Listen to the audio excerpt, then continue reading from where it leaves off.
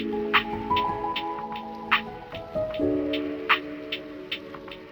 everyone, Micah E here with the second of 3 conversations with some very special and wise luminaries and voices in the Christian space. Our conversations all center around the topic of forgiveness, which is the primary theme of my new book, 3 Strikes, You're Forgiven. The first conversation was with Davey Blackburn, and you won't be able to find it publicly on my YouTube channel, as only those who pre-order the book are getting that conversation. So, if you want access to that, pre-order the book using the link in the description of this video, and you'll get sent episode 1 of this mini-series for free straight to your email inbox. Today's conversation is with Ian Simkins. Some of you may recognize that name from Instagram, as many of you, I'm sure, follow Ian, even if you didn't realize it was him. Years ago, Ian started posting his own musings, thoughts, and notes from sermons in these black boxes around how to follow Jesus in the modern world.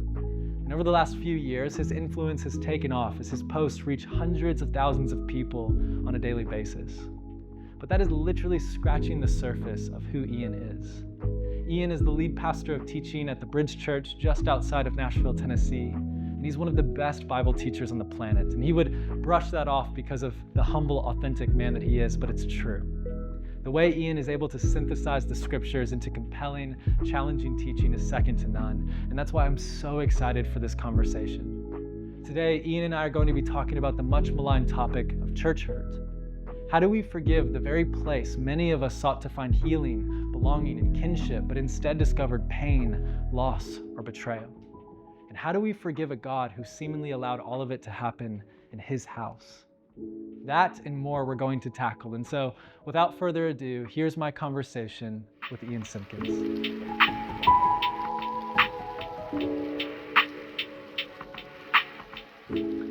Well, Ian, thanks so much for being willing to have this conversation with me today. Yeah, thanks for having me, man. It's going to be a gift. I'm really grateful to be able to spend some time with you today. I want to have a conversation today centered around the topic of church hurt. You know, there are Reddit threads, hashtags on social media, all of these things around the idea of being an ex-evangelical, right? These heartbreaking stories of people who grew up in the church but were hurt by the church or abused by the church or even walked away from the church. You and I are both pastors pastoring evangelical churches. What goes through your mind when you think of the last 10 to 15 years in particular around both the mass exodus of people from the church and the mass exposure of sin by leaders in the church? I think the first thing that comes to mind, honestly, is just grief. I think before we jump to any kind of like solution or diagnostic, I think as leaders in particular, we have to hold space, I think, to grieve the things that we're seeing, that we're experiencing. I imagine, like you, it's not just a data point for me. Like, these are very real stories and people that come to mind when I think about some of what we're seeing. So, like, it's not theoretical for me or for you. Right. So I think that's a good reminder and a good starting point, that it's not just, let's diagnose this problem out there. There's a real grief because we've walked, I'm assuming, with real people in real time that are facing very real trauma. And that is part of the work of ministry, I think. But it's also, there's a trope right now that I'm having a really hard time stomaching, where it feels like a lot of celebrity pastors will say something like, hey, if a spiritual leader harmed you and that rattled your faith, you should ask yourself if you're following Jesus or people. And to me, that feels tone deaf in a way that is so unhelpful. So I think as leaders in particular, we have to get better at both holding space for grief and allowing more room for dialogue. Like, what are the symptoms that have led to, what are the systemic issues that led us to this place in the first place? And I think that's beginning to happen. And I think you're providing a lot of space for those conversations, which is, I just think, so needed. Yeah, and I think before we have a conversation about church hurt and forgiveness in the church, we also need to have a conversation around integrity in the church, right? Because I think it's important to name the cultural moment that you and I have been pastoring through the last couple of years. For many people, they see people like us in these positions, not marked by faithfulness or endurance or consistency, but ravaged, as you mentioned, by immorality, by greed, and by hypocrisy. And all of this has culminated in a historic pessimism towards religious leaders. And so I love how you talked about how, we can't just go and immediately diagnose the problem. We have to hold space for the individual. But looking at the meta narrative surrounding this, there was a Pew Research survey that shared that roughly 45% of US adults have, quote, not too much confidence or no confidence at all in religious leaders. And I think that plays to the larger trend that we're seeing, that America's trust in institutions as a whole is being completely degraded. I think 5 years ago, it was like roughly 37% trust in institutions. And as of last year, it was down to 32%. And so we're trending in the wrong direction when it comes to building credibility and building trust. And these percentages are not helped by the constant scandals that we're seeing in the church. There's these torrents of sexual abuse, of financial impropriety, of character malpractice, right? By people like us in positions like ours, right? And so what do we do with that? I mean, I think that is the right question. I think when it comes to the conversation around integrity, I don't think most people that I've walked with didn't wake up one day and decide to implode their entire ministry or their marriage or to abandon all sense of, moral code. It was these small, seemingly indistinguishable choices over the course, sometimes of decades. I think the conversation around accountability, that feels like such a dirty word right now. I grew up in the 80s of evangelicalism, where everyone had an accountability buddy and all that. All of that was like so in the ether. But I think when I walk with people who've experienced, I think, very real church hurt, there is a real sense of, why did we not see the signs that led to this point? And I think I've heard a lot of, well-meaning leaders say, planes that land safely don't make the news. So I think there's some truth to that. I think for every public scandal, there are 1,000 other faithful men and women ministering faithfully, that we'll never know their names, that are loving their communities, loving their families. And yet, that doesn't excuse us, though, to not have a very real conversation about what are the systems and symptoms that we need to be paying better attention to, that are leading to these implosions of moral failing and erosion in the culture. And I think a lot of it does come down to, I've said it before, I think stages are occupational hazards for pastors in a lot of ways. Yes. And the more insulated we become from people who love us, but are also willing to tell us the truth, and I think both of those components are really important. There's plenty of people that love us, but they won't tell us that we have spinach in our teeth, And there are plenty of people that will tell us the hard truth about ourselves, but if we don't know that they care for us as a person, that's hard to take, I think, that criticism or that feedback.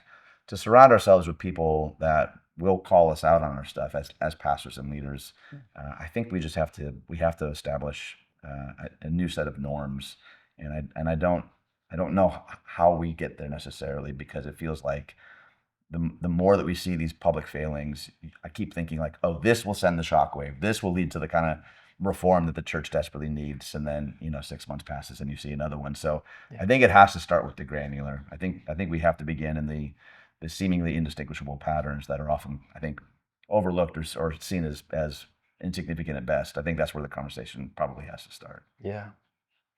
I write in the book that the whole of our lives comes down to what we do with our pain. Yeah. And the invitation for us that Jesus extends to us is to allow our pain not to be transferred, but to be transformed. Yeah.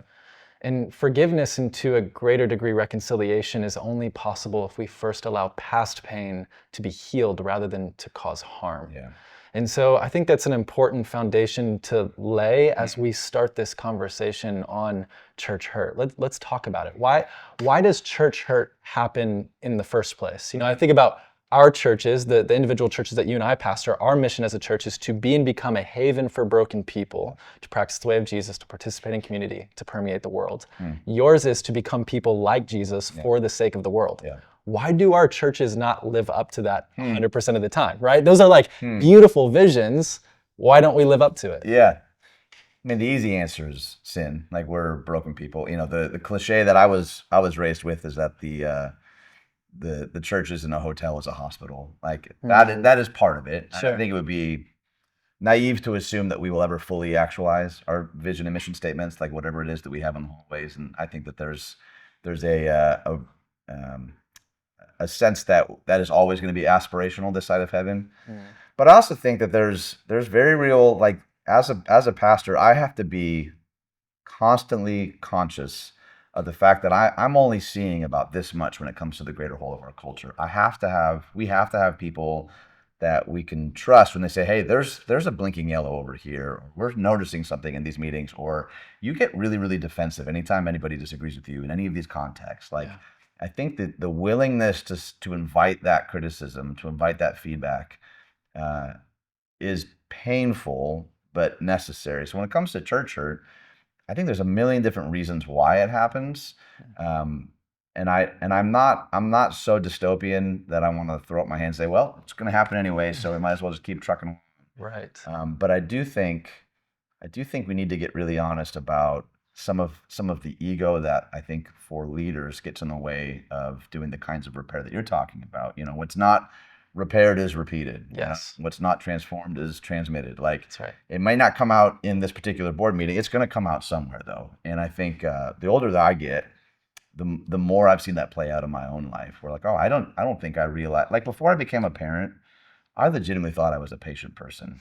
I really did. And then I had children. Yeah. I'm like, oh, I have a lot of work still to do there. And I love being a dad. Sure. But it has unearthed some things in me that I thought I had kind of taken care of. Yeah. And I think ministry in the same way has revealed for me a lot of like, oh yeah, you got a long road ahead of you here. And I think that intellectual honesty and moral humility, I just don't ever want to outgrow that. Yeah. And that reminder, like, hey, you're just as susceptible to any list of things. And if we're not setting up boundaries, like the crucible of formation is in the monotony of our daily lives. You know, we tend to think, oh, I'm gonna act heroically when this like moment arises. Like, yeah, but you're not actually faithfully taking care of the people under your charge now. Right. You know, so right.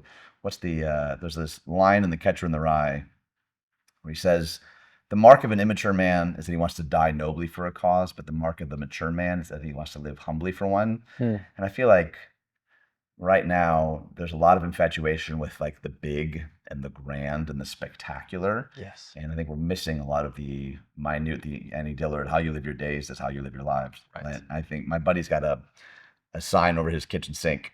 It says, everyone wants a revolution. No one wants to do the dishes. I think in ministry, I think we have a lot of growing to do in just doing the dishes part. I think that is part of where we find some of that healing. Yeah, it's 1,000 small steps That's that right. actually makes up the journey of character formation that That's we're right. on. That's right. You know, when I think about church hurt, there are all kinds of relational strife and relational betrayal that exists just in the ether of humanity, Yeah. right?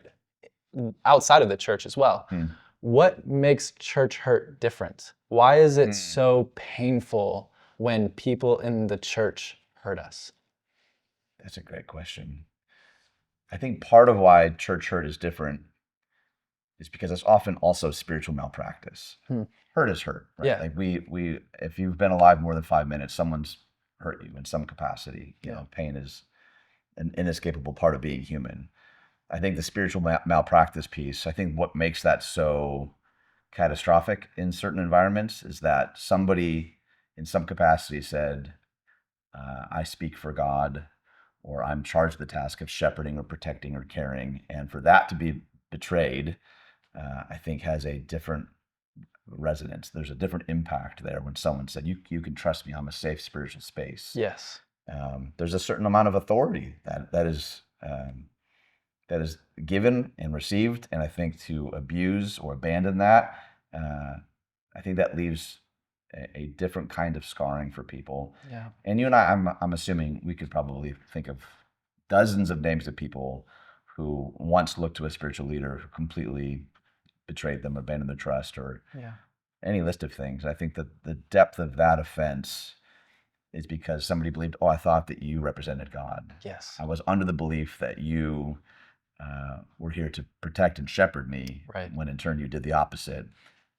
That hurts in any environment, but particularly when it's a spiritual leader. I think that feels like a betrayal of the office and what they were charged to do. Yeah, there's an inherent authority that comes with the pastorate. Yeah, right. And I think the tendency in our cultural moment is to either disregard it and decentralize it. No. We're all, the priesthood of believers. There's no one is a leader among us, but we know how human nature works. We're all looking towards someone to lead the way, right? And it's healthy, right? We get into family dynamics or family systems theory. Like there's helpful aspects to leadership, but then swinging the other way, there's people who hoard that leadership and that authority and abuse it and use it. And so how do we find the balance of what true, healthy, biblical pastoral authority looks like? In your own pastoral journey, like how have you sought to steward that well? Yeah. There's I don't know that I'm stewarding it well, to be honest, but I'm trying. I think that what is ironic to me is that I'll often talk to, sometimes it's these kind of type A leaders that are a little OCD maybe with their control. And the one area that they tend to be kind of hands off is, well, I can't help that my church worships me. Like, what am I supposed to do? I'm like, you don't take that posture with anything else in the organization. But like, oh, what am I to do if my church worships me? I'm like, yeah, climb off the pedestal. That's within your power to do. And I think there's a million different ways to climb off the pedestal per se without abandoning the authority and task of leadership. And I think it shows up again in small ways. Are you accessible before and after a sermon, or are you tucked away in a green room?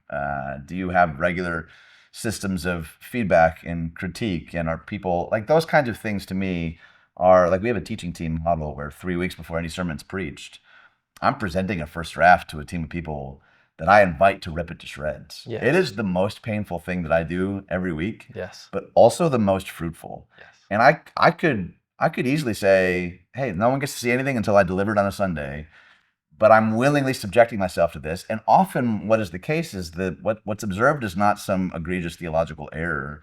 It's often more like, hey, I don't think you meant it this way, but as a woman, this line reads like this.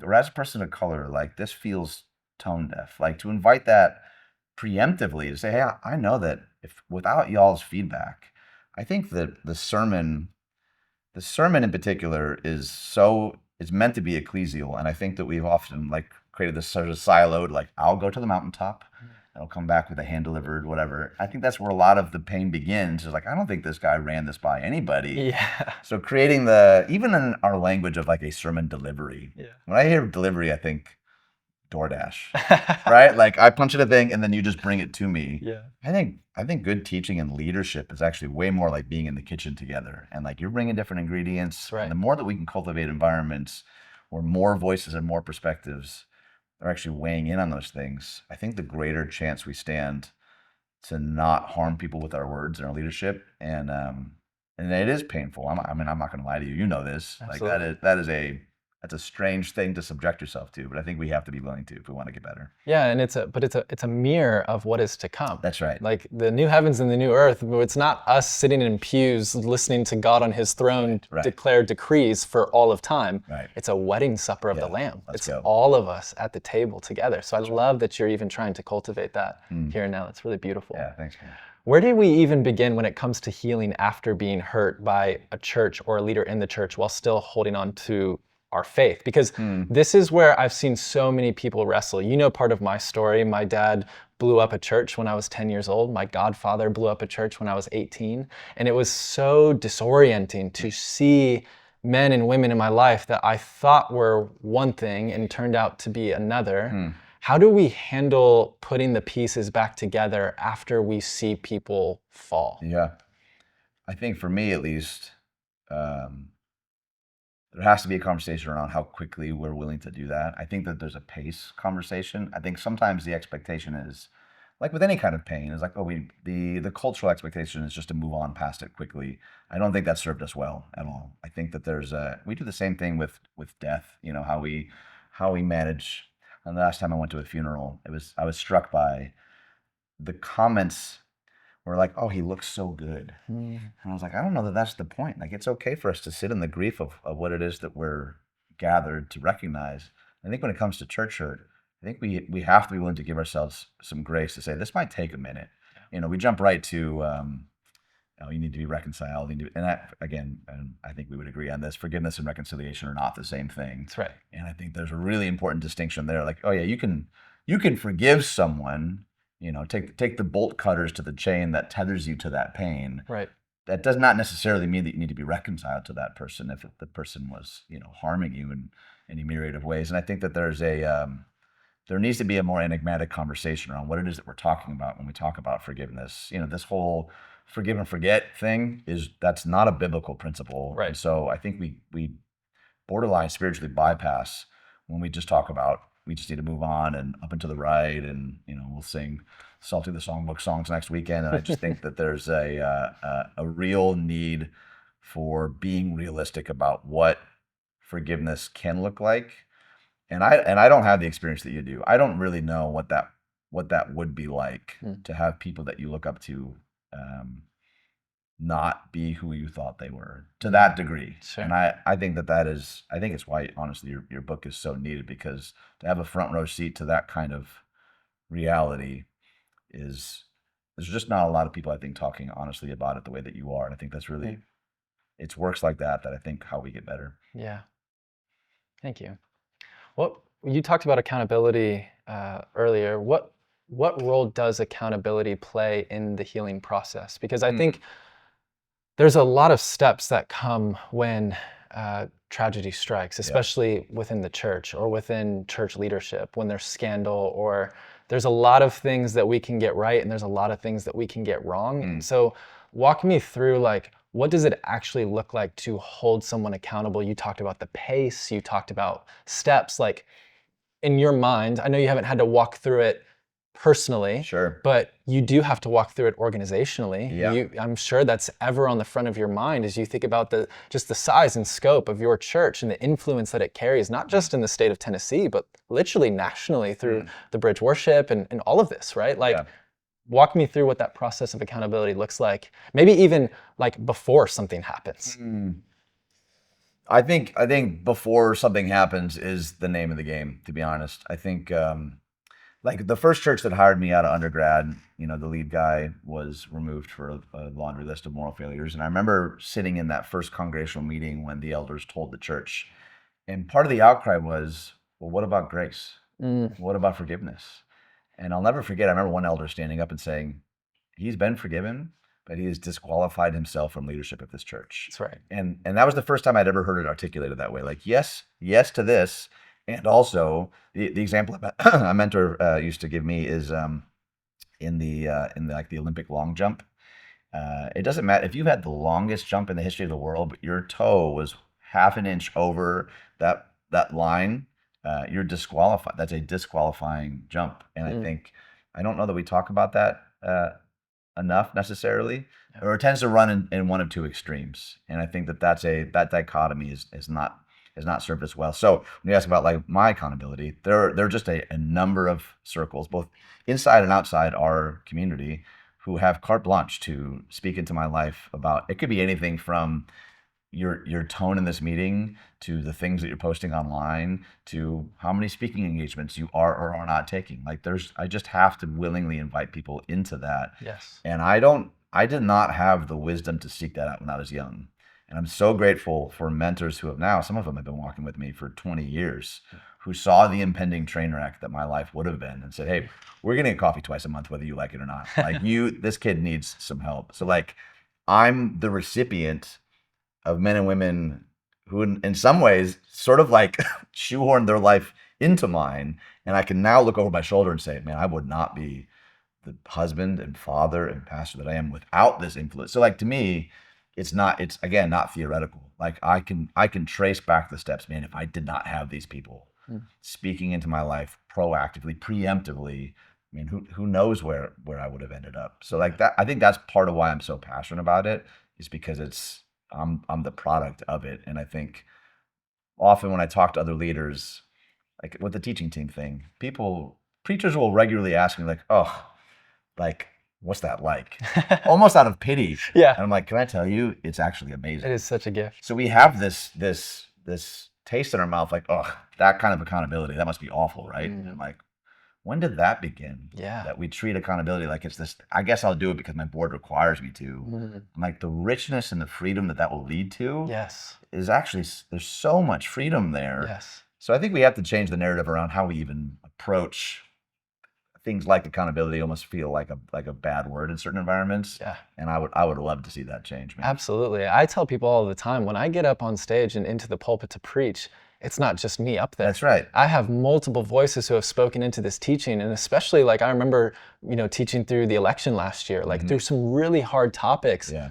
I can get up there with even greater confidence knowing that this isn't just me. Right. And I've got people who have my back who have willingly subjected themselves to this teaching beforehand and have scrutinized it to such a degree that I'm not going to get everything right. I can't nuance everything out, but I am being intentional about trying to see each and every person. I think when we live our lives that way, take it away from the pulpit, right, and just into daily life, and we welcome people in to holding us accountable in different areas and having more eyes and more ears and more voices speaking into it, I think there's wisdom in that. Right? Totally. And I think it honestly is it's like a muscle. Like, it's not enough to only have accountability in your ministry, but none in your marriage, and finances. Right. I think the more that if you've never subjected yourself to it, it will feel foreign. Yes. But I really do think it is like working a muscle. It's like if you've never gone to the gym, and you go and lift a bunch of weights today, you're gonna feel it tomorrow. That's gonna hurt. Right. But over time, you're like, man, how did I live not doing this? Yeah. And I think it is a really beautiful conversation around grace too, because there have been times where I have shared something with a mentor or somebody who's holding me accountable, bracing for impact, bracing for shame and judgment, and to be met with like love and mercy and like I'm with you in this that's the greatest gift in ministry. Yeah. Ministry can feel so lonely, and I think that's part of why we see some of these perpetual patterns continue. Is we just continue to buy the narrative like, well, I guess this is inevitable. I just, every year Barna's loneliness stats for pastors is abysmal. Yeah. The last one I read recently was something like 80% of pastors have 0 to 1 close confidants. Yeah. I'm like, we can't be okay with that anymore. Right. We can't just throw up our hands and say like, well, I guess just ministry is hopelessly lonely. Like, let's change it. Yeah. Do something about it. And I understand that there's dynamics at play. Like, how much can you trust your elder board, or how much? I understand that people have valid points there, but I'm just not okay anymore with people saying like, well, I guess that's just the nature of the job. It doesn't have to be, and I don't think it should be. Yeah. Let's talk about some of the misconceptions around forgiveness and reconciliation. You brought this up a little earlier. This is kind of one of the passion points for me in the book. We've seen story after story where spiritual leaders in particular have manipulated and bent scripture to say something that it doesn't really say in an effort to either silence victims or mitigate the hurt that has been caused. So in the book, I talk about some misconceptions of forgiveness, and I put down, forgiveness is not excusing. It's not minimizing or justifying injustice that has been done. Forgiveness is not denying. It's not pretending that the offense didn't happen. Forgiveness isn't holding on to the offense, that adage of I'll forgive, but I'll never forget, right? Forgiveness isn't suspending judgment, tossing aside one offense, but keeping an internal scorecard and saying, yeah, but one day I'm going to bring this back up, right? Forgiveness is also not abandoning justice, right? It's not just letting someone off the hook for the sake of, well, I forgave them, right? And forgiveness does not equate to immediate trust. And I think this last one is where many of us end up getting caught, right? This is like where like the worst of those in leadership in churches like use scripture. I think about like Matthew 18. How often has Matthew 18 been used to excuse or justify the continuation of an abusive relationship, right? So how do we navigate some of these misconceptions of forgiveness when it comes to church hurt? Yeah, man. I think it's a great question. The idea of trust being earned is almost cliche, but very rarely modeled, it seems. Like, well, I'm top of the org chart, so you should trust me. It's like, if you ever had a conversation with somebody who throughout the conversation, they keep saying, trust me. They're like, I was going to until you said it 47 times, and now it's suspect. Yeah. I think when it comes to trust, I think that's a really important point, because there are so many misconceptions about forgiveness, which is why I think many people run from it, because they assume it means all of these things that I don't think theologically are actually true. So even giving people categories for like, hey, what's the, I forget who said that. I think it's Lewis Smead. He says, unforgiveness is like drinking poison, expecting the other person to die. Yeah, right? That image for some reason has been really helpful for me. Like, if I'm holding on to unforgiveness towards somebody because I think it's doing something to them, it's not. Yes. So realizing that like, this is more for me, at least initially, like, I don't want to hold on to this. This bitterness is poisoning my heart. So I think that's part of the invitation. Isn't forgive and forget. Wasn't that big a deal, Right. or you should just trust your leaders, or whatever. Is like, hey, has this led to flourishing? To hold on to whatever this thing is? Like, have you found yourself to be a more whole, peaceful, loving person because of that? So I think beginning the conversation there, saying it's not about letting somebody else off the hook.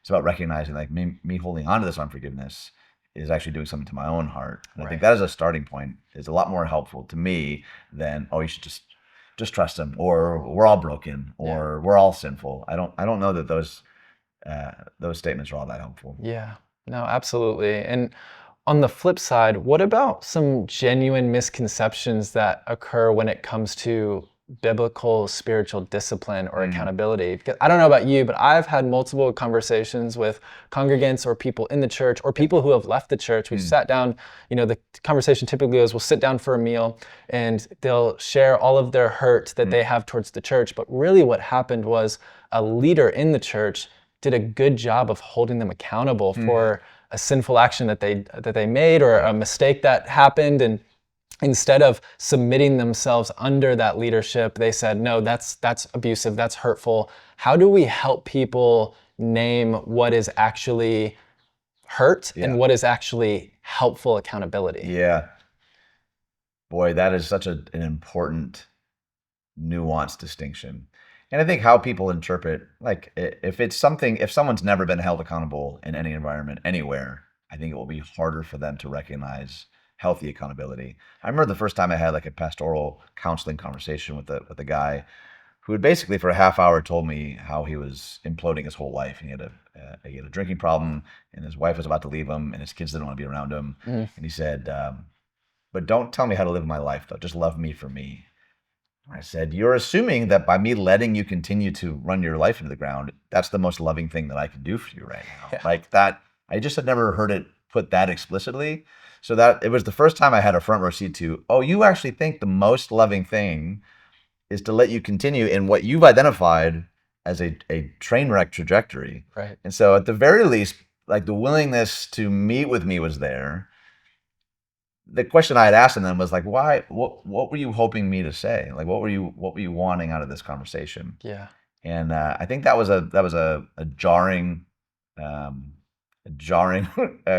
retort that I don't think he was expecting. So I don't know. I think that there's words like submit, authority. A lot of these things are very, very loaded for sure. Yes. But I do think this is again why like a plurality of leadership, which I know you guys care about deeply, is so important, because sometimes, like Dallas Willard says, that the hardest thing in the world is to be right and not hurt people with it. So I think there certainly have been instances where, like, yeah, maybe the person in leadership was right, but like the methodology was broken, or there was layers to it, or they were unaware of what somebody's history was that they were speaking to. But I think we have not done a great job of like casting vision and painting a picture of flourishing when there is this mutual submission that Paul talks about. Yeah. That's not punitive. Right. It's not like, well, you need to do that to fall in line for the head guy that's taking us in a direction. Right. It's like, this actually leads to our mutual healing. This is why Scripture talks about, it links confession and healing. That's right. Which I think is so fascinating. Yes. Particularly in evangelical circles, we almost have a chip on our shoulder, like, well, I go right to Jesus. I don't have to tell anybody else about it. You're like, in a cosmic sense, yes. Right. But there's also a lot of freedom in like hearing your own voice say, hey, can I confess something to you? Yes. And willingly submitting yourself to whoever this person is that you're sharing. And I think we've not done a great job, I think, of painting a picture of how freeing that can actually be. Yeah, and on the flip side, hearing someone say, I hear your confession and I forgive you. That's right. Right?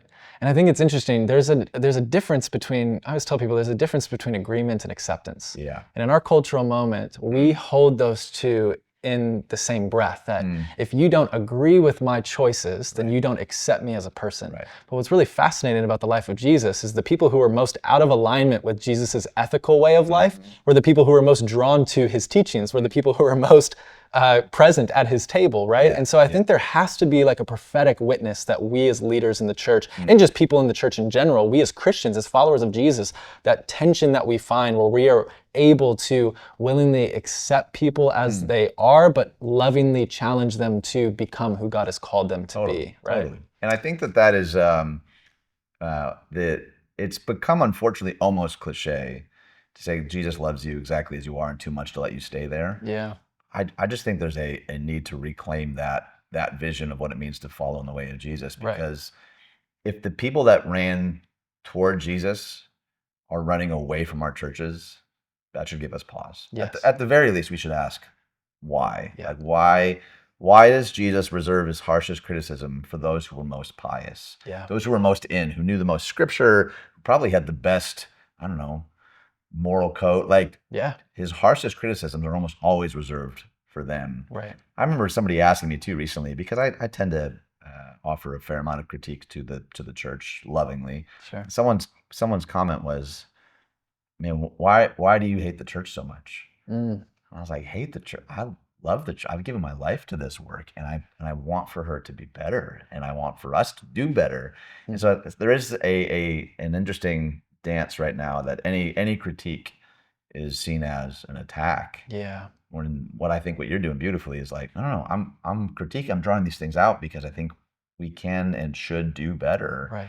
And that's a hard line to walk, because there certainly are, pitfalls on both sides. Where like it's nothing but critique, or it's nothing but blind acceptance. And I think that messy middle is the space we need to occupy. Yeah, we always tell our people the church should be a safe space for everyone, but a comfortable space for no one, right? That when we walk into this space, you are loved, you are welcome, but the way of Jesus involves a high cost. Yes. And it's going to involve renouncing your old way of life and turning and following him obediently. That's right.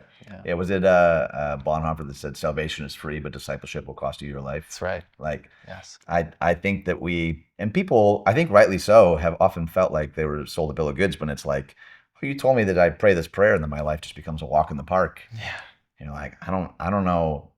Maybe it is. Maybe it's Jurassic Park. Maybe it's, like the walk in the park is that it's actually a difficult, beautiful way that is when we're dishonest about what it means to actually live this out in real life. I've had premarital conversations with couples, and I'll warn them. I said, I think what I'm going to advise you do, you're not going to want to hear.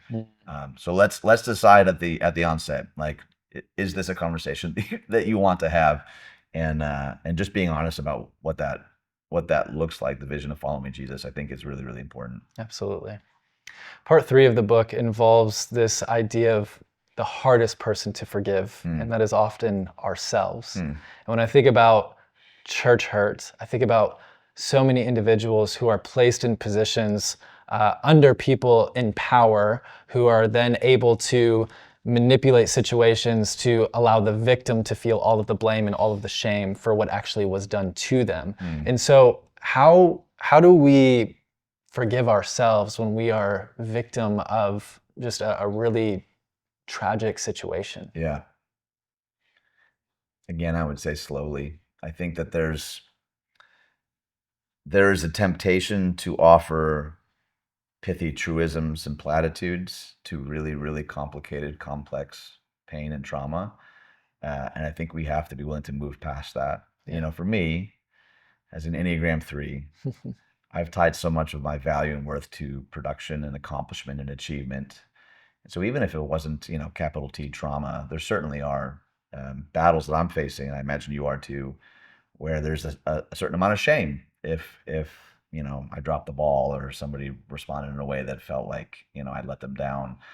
So I'm very, very sensitive to the person who feels like, oh, I am the sum of what I did or what was done to me or what I left undone. And I think the conversation around our identity in Christ, again, is almost cliche, but so needed. The Imago Dei, that you are dearly loved regardless and before you do or accomplish anything. You are far more than the sum of your successes or your failures. And I don't know that we can say that enough. Right. I think the amount of people at this point in my life who have bought some version of that lie that my identity is tied to my output, or what are the three lies that Henry Nouwen talks about? I am what I have, I am what I do, I am what other people think of me. Yeah. I just see those at play over and over and over again. Yeah. And I think if you've experienced harm or trauma, I think it just exacerbates many of those lies in our own mind. So like reminding people of who they are before we move to any, strategy or game plan to forgive or reconcile, I think is more needed now than ever. I think that we're in a cultural moment that is experiencing an identity crisis, and I see so much pain and so much of how we engage with the world coming from a place of hurt rather than a place of freedom and rest as a son or daughter of God. And I think that has to be the starting point. So first, Ian, I want you to talk to church leaders or pastors who may be watching or listening to this conversation. How do we grow in our awareness and mitigate church hurt taking place under our watch? What are some systems or processes or steps that we can implement or put in place that will help create safer, more accountable environments for individuals, couples, and families who make up our broader congregation? Yeah, man, that's such an important question. I think there's some really obvious, like low-hanging fruit, things like, I mentioned the teaching team. I have a 360 review every single year from an outside assessor. Like we've set rhythms in place to consistently be pulling back the curtain and just making honest assessment of what the culture is like.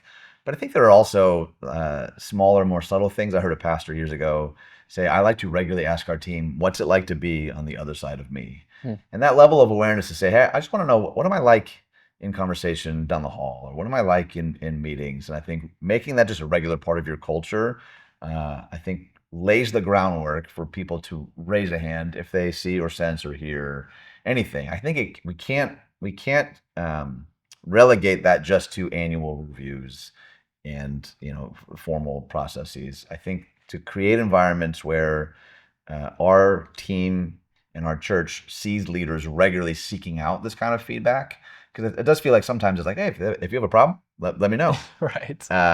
It puts the onus back on everybody else. And I think as leaders, we have to get a little more ruthless to say, I'm going to actively seek out regular feedback. We just implemented a thing with, we just identified 50 bought-in people at our church. And I say, hey, would you be willing to be on a rotation to just regularly review sermons for me? And the big surprise was how honored people were to be asked. Wow.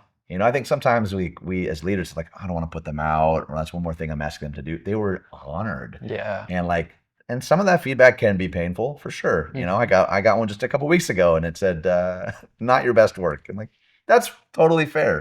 But to show though, like I'm trying to regularly pursue, not only accountability, but use the word awareness. Yes. I think the higher up in an organization you are, the less aware of yourself you tend to be. It's harder and harder for people to tell you the truth.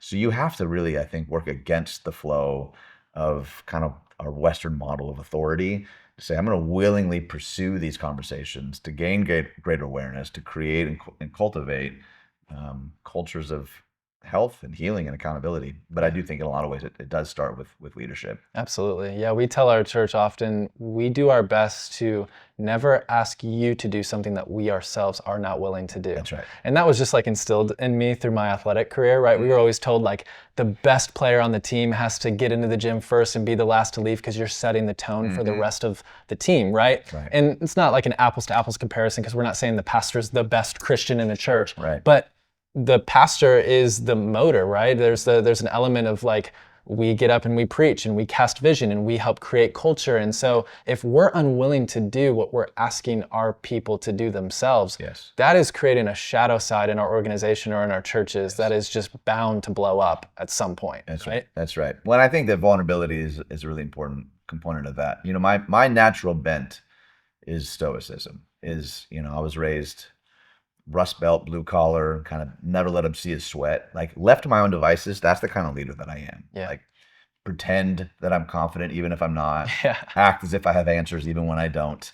And it has been a 20-year journey of learning to be truly vulnerable in a way that isn't manipulative. Because I do think preachers do sometimes tend to do this thing where they'll give you a little bit of vulnerability over here to distract from the real issue over here. Right. And that's not healthy either. That's diversion. I think that's been harder than I realized it would be. I remember having a conversation. It was the first time a couple left a church I was pastoring and wanted to tell me why. And I'll never forget it. We sat down for coffee, and the wife said, we're leaving because we find you to be a little too honest about your struggles. Wow. And then she said, how can you effectively lead us if you yourself are still wrestling? Honestly, that kind of broke me. Yeah. Because internally I was like, I could give you what you want. I'm wired for stoicism, for like the kind of leader that you're, and that like so rattled me because vulnerability and sharing honestly what I was struggling did not come naturally at all. But I have just found that to be a better way. Now, obviously you need to, I cringe a little bit when I hear pastors in sermons say, well, this is my therapy. And you're like, no, therapy is therapy. This should not be, there's wisdom in discernment and knowing who and when and how. Yeah. But I really do think that, we need a reformation of truly vulnerable, transparent leaders that are preemptive in that and not just waiting till, everything's on fire. I think that's really important. Second, would you talk to those who are in our church communities and we haven't necessarily experienced anything super painful, right? Sure, we've had some rifts or disagreements, but there's been like no abuse or gaslighting in our relationships. However, we're in community with people who have had those experiences. And so how do we show grace and mercy, or how do we offer support to those individuals who are still struggling to forgive or heal from past hurt? Yeah. I think it's really profound that Paul tends to use like the metaphor of a body a lot. Like if I went home and I put my hand on the hot stove, I wouldn't say, well, that's the hand's problem, not my problem. I'd be like, no, that's a part of me, Yeah. So just because maybe you yourself haven't experienced what you're describing, I guarantee you know someone who has. Yeah. And I think that that awareness, I think our churches have a real beautiful opportunity to recognize that part of privilege is saying something's not a problem if it's not a problem for me. Yeah. It's like saying, no, my welfare is tied to your welfare. And if you've experienced something that I might not actually understand, because I call you brother or sister, that's now my issue too. And I'm going to walk with you in that. I think that the more that we, I feel like we're coming out of a decades-long perception of sort of a me and buddy Jesus conversation around what spirituality looks like. And it feels like there's an awakening right now to our like shared mutuality. And I think the more that we can articulate that for our people, the greater likelihood we have of saying like, hey, you don't have to actually understand that experientially to walk with them relationally. And I think that even just the conversation that you're, I think, presenting for people, say, oh, I've never even really thought about what the person down the row from me might be experiencing. I just sort of show up, get my coffee, sing some songs, and leave. Yeah. I think that will only benefit our churches if we create greater awareness. Like, hey, this is a very real pain that many people might be experiencing that you would never know about. And I think it's why transparent, honest, vulnerable community is so important. Absolutely. And in my experience, that requires a high degree of patience, Yeah. a high degree of compassion, Yeah. a high degree of empathy.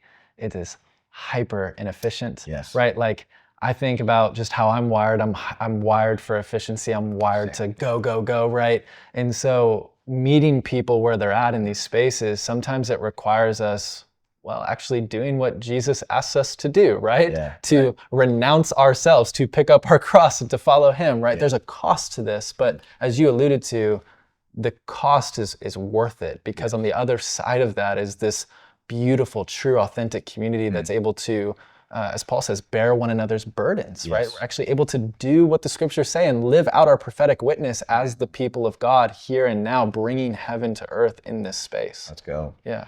I think that also requires curiosity. Yeah. I feel like maybe now more than ever, I feel like the vast majority of people listen to respond, not listen to understand. And if we can't lead with genuine curiosity, like, I don't actually know much about your life. You mentioned this series on politics. We did a series on politics too. Yeah. And someone told me a story about their small group, how the guy was really mad that we were talking about it. And he said, I don't even know why we're doing this. I don't even know someone of the other party. And then in his small group, another guy like slowly raised his hand.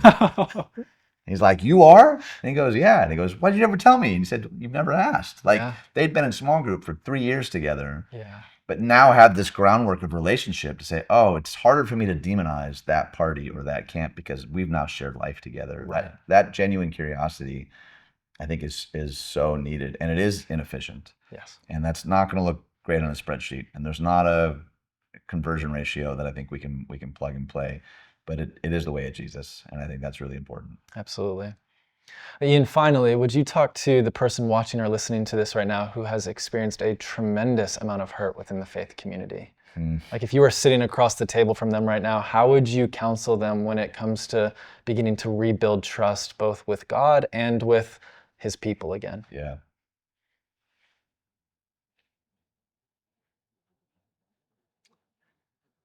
I would first just say, I'm so sorry. That it grieves my heart, and I know that it grieves the heart of the Father, that you've had to walk through any of that. I would start there. I would start first just recognizing the pain of what they have carried and are carrying. I'd say that I'm sorry. I would say that there's so much health and healing and flourishing on the other side of this, but to give themselves grace, the patience that you've been talking about, to remind them that they are not the sum of what they've done or has been done to them, to remind them of like the sacred Imago Dei that they bear. Yes. And a commitment to walk with them, and however long that takes. I think that anyone who's listening or watching and that is their story, I would say that God is not interested in you spiritually bypassing or moving past this, but this the restoration of shalom, this wholeness, this completeness that I think that all of us were created for, that he desires for us more than whatever it is that they're currently walking in. And that what I have found is that it's often in those seasons that God does his best work. It's in the desert that the roots go down deepest. And I think Henry Nouwen once said, the great myth of leadership is the thought that people can be led out of the desert by someone who's never been there. Yeah. I think, man, recognizing you might be in a desert season right now, but God has more for you. And then I think over time, he'll repair even the most busted up parts of our heart and our soul. And if we're willing, bring people along the way to walk that journey with us. But to remind them that God's heart breaks with them and that he desires more for them than whatever their current reality looks like. Amen. Ian, thank you so much for being willing to just hold space for this conversation. And I hope that anyone watching or listening to this just recognizes no church is perfect, no leader is perfect. We're not sitting up here because we figured it out. But I think both you and I share a genuine heart to, as you alluded to earlier, holding space for people who have just experienced the worst parts of humanity, and remembering that our hope isn't found in an institution. It's not found in a pastor. It's not found in a small group leader. It's not found in another follower of Jesus. It is found in Christ, in the Son of God, who is the hope of all humanity. And one day he will return to restore all things right. And we hold on with expectation for that day to come. But in the meantime, we press on, doing our best to help, as you said, create shalom here on earth as it is in heaven. So thank you for this conversation. Yeah, it's my pleasure, man. Thanks for having me. Thanks so much for tuning into this conversation with Ian Simkins. I hope and pray that Ian's insights around church hurt and forgiving God were like water to your parched soul. Hey, if you enjoyed this, would you please consider sharing about this with your friends, your family, your coworkers, anyone you think this could be helpful to? We know there's so many people who are tragically navigating the pain and disorientation of church hurt. And we want this conversation to be a light and a resource to serve as a guide as we traverse through the pain. This conversation derives from my new book, 3 Strikes, You're Forgiven. It's available now for pre-order anywhere books are sold, or you can go to www.micahedavis.com/3strikes to learn more. If you do end up pre-ordering, you'll get access to a bonus episode that we released a few months back with Davy Blackburn, whose own story of tragedy, loss, forgiveness, and redemption made national news headlines a decade ago. It's a really beautiful conversation, and you can get access to it now by pre-ordering 3 Strikes You're Forgiven and filling out the form in the description of this video. If you enjoyed this, please like and subscribe. We've got one more conversation coming out soon. Until then, grace and peace.